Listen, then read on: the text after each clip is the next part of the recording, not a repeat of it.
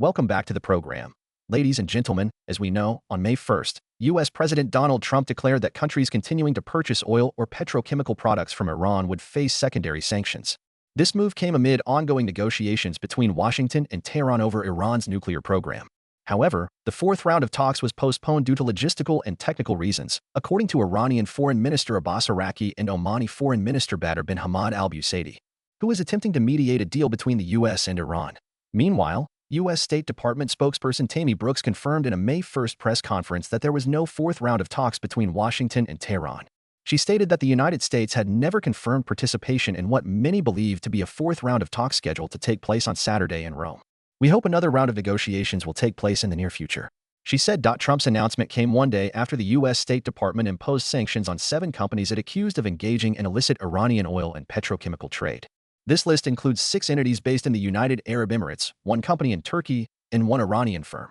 In its statement, the U.S. State Department accused Tehran of fueling conflict in the Middle East, advancing its nuclear program, and supporting terrorist proxies and partners. Earlier on the morning of May 1st, U.S. Defense Secretary Pitt had delivered a stern warning to Iran, stating that it would face consequences for its actions at a time and place of Washington's choosing. "We see your deadly support for the Houthis," he wrote on social media platform X. "We know exactly what you are doing. You know very well what the U.S. military is capable of, and you've been warned. You will face consequences at a time and place of our choosing." Clearly, there are issues surrounding the nuclear negotiations with Iran. Why did the United States opt for diplomacy with Iran, and why are tensions now rising? Let's explore this in today's video. What is Israel's stance on this issue, and how does it differ from the U.S. position? On Sunday, the 27th. Amid apparent progress in U.S.-Iran talks following the third round of indirect negotiations in Oman over the weekend, Israeli Prime Minister Benjamin Netanyahu called for the complete dismantling of Iran's nuclear infrastructure. He emphasized that Iran must not be allowed to enrich uranium or even retain the capacity to do so. Speaking at a conference, he said he had conveyed this position to President Trump and was in close communication with the U.S. on the matter. However, speaking to reporters on the same day, President Trump appeared less concerned than Netanyahu. "Regarding Iran, I think we're doing very well," he said. "I believe a deal will be reached. It will happen. I'm fairly certain it will happen. We'll get something without having to drop bombs everywhere." At the Jewish News Syndicate Policy Conference in Jerusalem, Netanyahu emphasized that Tehran must not continue enriching uranium. "For Israel," he said, "the only effective agreement would be one that completely removes Iran's ability to enrich uranium to make nuclear weapons." He added that President Trump had told him repeatedly, including recently, "We cannot allow Iran to have nuclear weapons." Netanyahu said, "I fully believe that. Dismantling Iran's nuclear program infrastructure is a deal we can accept," he continued. Why did the United States want to try diplomacy first? This shows the relatively different approaches of Israel and the U.S. on this issue. Why is that? While Trump has repeatedly threatened military action if talks fail, he made clear that he wants to exhaust every diplomatic avenue before considering military force. This aligns with the traditional principle of diplomacy before force, to resolve conflicts through negotiation before resorting to arms if necessary. This reflects Trump's well-known negotiation style and his peace through strength doctrine. It's also a more internationally acceptable approach. Does the Trump administration have other intentions? In a recent episode, we analyzed how Iran functions like the octopus of the Middle East, with its proxies Hamas, Hezbollah, the Houthis, and PJ acting like its tentacles. For example, the Houthis could not fund or arm their operations in the Suez Canal or attack U.S. and Israeli forces without Iranian backing. Of course, the Houthis also need Tehran's approval to act against the U.S., Israel, and the broader region. But Iran itself may just be one large tentacle of a global octopus headquartered in Beijing. China is Iran's largest financial and military backer. Since the 1980s, China has been one of the few countries willing to supply weapons and military technology to Iran, especially during the Iran-Iraq War. Beijing has helped train Iranian military personnel, transferred technology, and provided special materials for missile development, factory construction, and missile testing sites. China is also believed to have assisted Iran in developing advanced conventional weapons, including air defense missiles, fast attack boats, and drones. The two countries have conducted joint naval exercises, particularly since 2017. And partnered with Russia in trilateral drills to bolster maritime security in the Indian Ocean and the Sea of Oman. In 2021, China and Iran signed a 25-year comprehensive cooperation agreement, with China pledging $300 to $400 billion in investments across Iran's oil, petrochemical, banking, telecom, transport, ports, and infrastructure sectors. Of this, about $280 billion is dedicated to oil and chemical development, with the rest aimed at transportation and industrial infrastructure. China has become Iran's largest investor, helping Tehran withstand U.S. and Western sanctions. Beijing's financial support is considered a lifeline for Iran, helping it sustain its economy and nuclear program while boosting its regional influence. Despite U.S. sanctions, China remains Iran's top oil buyer, purchasing up to 80% of its exports. Since 2021, Iran has sold China over $140 billion in oil.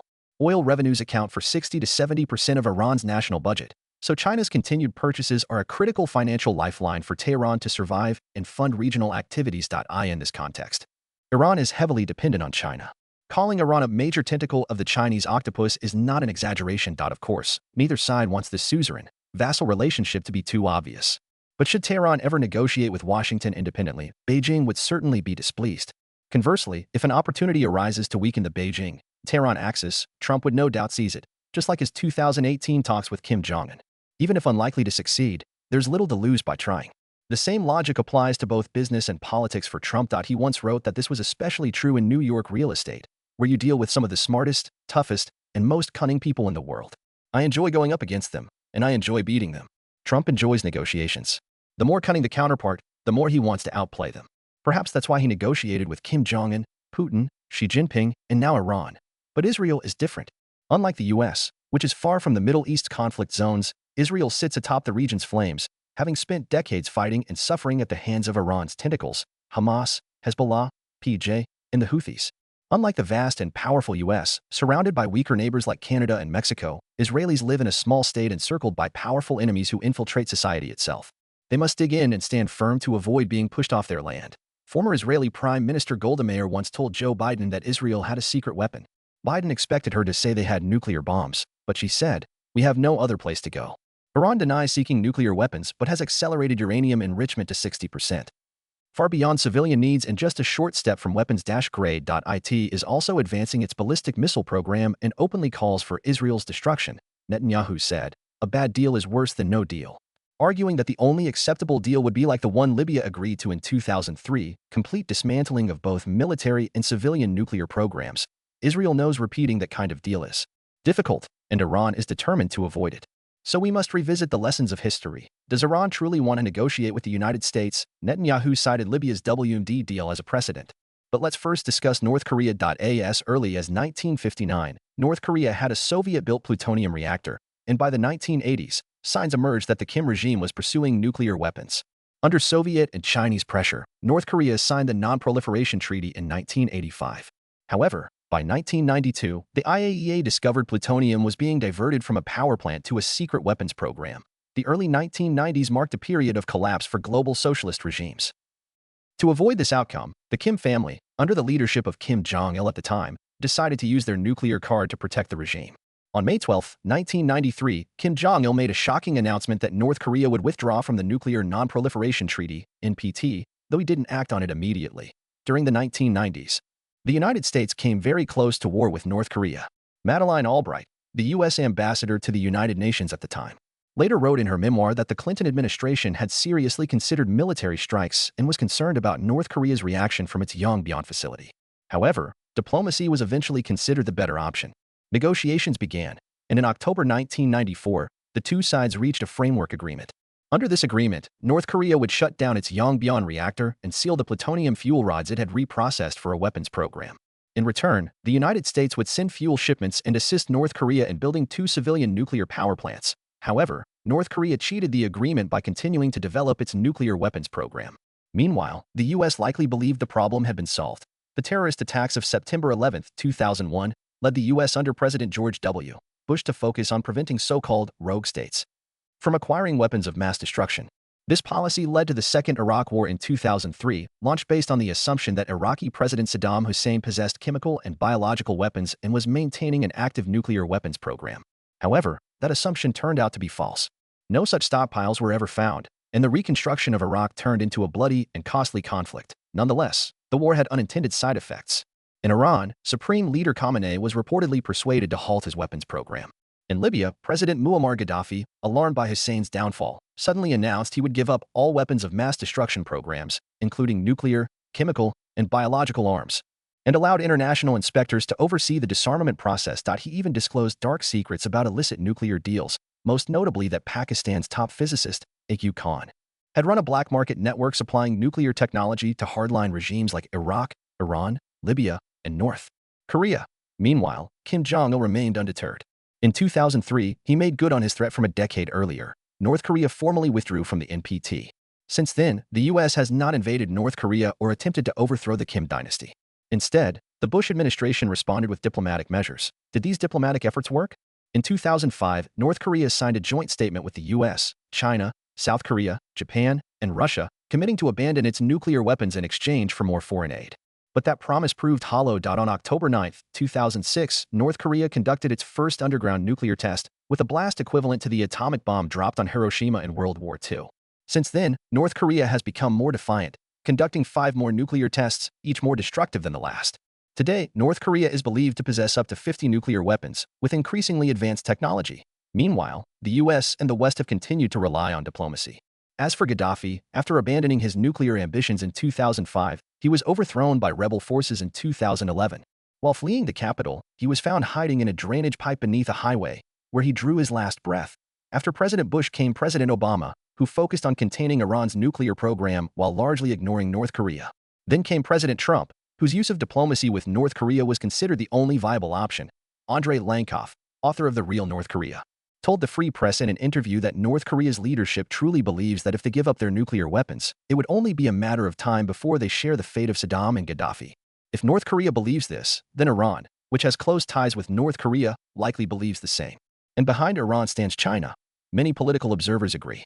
Douglas Murray, one of the world's most prominent conservative political commentators, said in a recent interview with the Free Press that he isn't optimistic about any deal. I think it's very likely the U.S. might be able to persuade the Iranian clerics to restrain uranium enrichment. That's been their goal for decades.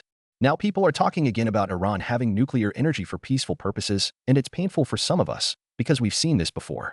Every time Iran goes down that path, they are made to pay. Murray also quoted the late Bernard Lewis, a renowned scholar of the Islamic world. When asked by a friend what he wished the West understood about the Muslim world, Lewis replied, "I wish they understood that while we in the West think in 4-year cycles, in the Islamic world, a decade is the minimum time frame for any discussion."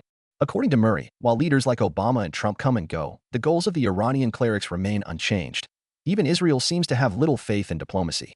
Prime Minister Benjamin Netanyahu stated that a bad deal is worse than no deal at all. Channel 12 News reported in mid-April that Israel believes U.S. Iran talks have progressed significantly and that the U.S. has not shared enough key information with Israel.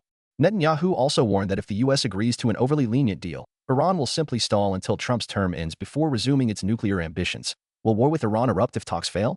In an interview published by Time magazine on Friday, April 25, President Trump responded to recent reports that he had dissuaded Israel from launching immediate strikes on Iran's nuclear sites.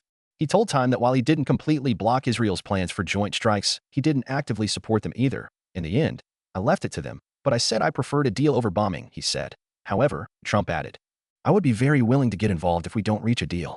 If we don't get a deal, I'll lead," implying that the U.S. would intervene militarily if diplomacy fails. Secretary of Defense Pete Hegseth also issued a stern warning to Iran. At the same time, on May 1, President Trump announced secondary sanctions on any country continuing to buy Iranian oil or petrochemical products. This was a double-edged sword, aimed at both Iran and China. But if Iran insists on following North Korea's path, what will the U.S. do? The situation is extremely difficult. While President Trump may not want military conflict, and peace-loving people like us don't either, what other option does he have to force Iran to abandon its nuclear ambitions? Only time will tell. And with that, today's program comes to an end. We invite you to share your personal views in the comments below.